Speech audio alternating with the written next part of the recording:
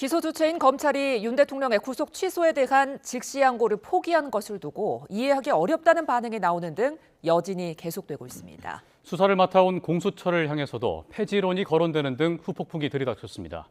법조팀 취재기자 연결해 자세히 알아보겠습니다. 권준수 기자. 네, 검찰 비상계엄 특별수사본부입니다. 네, 현재 검찰 수사팀 분위기는 어떻습니까?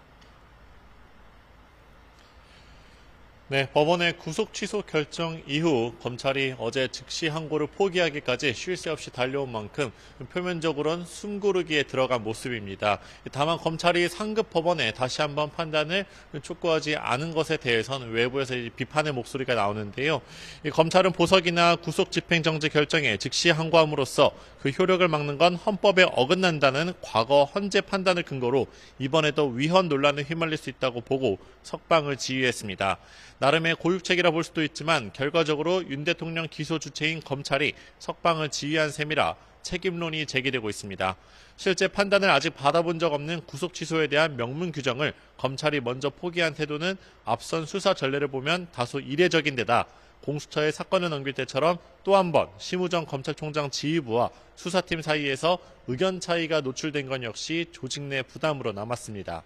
그런가 하면 다른 피고인과 달리 내란 우두머리 혐의를 받는 윤 대통령만 불구속 재판을 받게 된 것에 대해 공수처 책임이 가장 크다는 목소리도 있습니다. 경찰과 검찰로부터 윤 대통령 수사를 넘겨받은 뒤에도 한 차례 체포영장 집행에 실패하는 등 각종 논란을 자초했던 터라 여권을 중심으로 폐지론까지 나오고 있습니다. 네, 이번 구속 취소 결정으로 향후 윤 대통령 재판도 한층 복잡해졌죠. 네, 당장 윤 대통령 측은 입장을 내고 법원의 이번 결정이 내란몰이 세력에 대한 경고라고 주장했습니다. 단순히 구속기간 날짜를 잘못 계산한 게 아니라 법 취지의 근간을 흔들려고 한 국헌 문란 세력에 대해 준엄한 경고가 내려졌다고 평가했는데요. 이처럼 윤 대통령 측은 향후 재판에서 이번 법원 결정을 고리로 삼아 이번 수사의 절차적 적법성을 집중적으로 문제 삼을 것으로 보입니다. 검찰도 즉시 항고를 포기했지만 법원의 구속기간 계산법에 대해 본안재판에서 적극적으로 다투겠다는 입장입니다. 구속기간에 포함하지 않는 기간을 세세히 시간으로 계산해야 한다는 법원 판단에 도저히 수긍할 수 없다는 겁니다.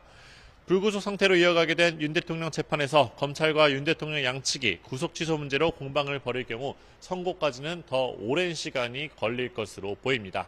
지금까지 검찰 특수본에서 YTN 권유수입니다.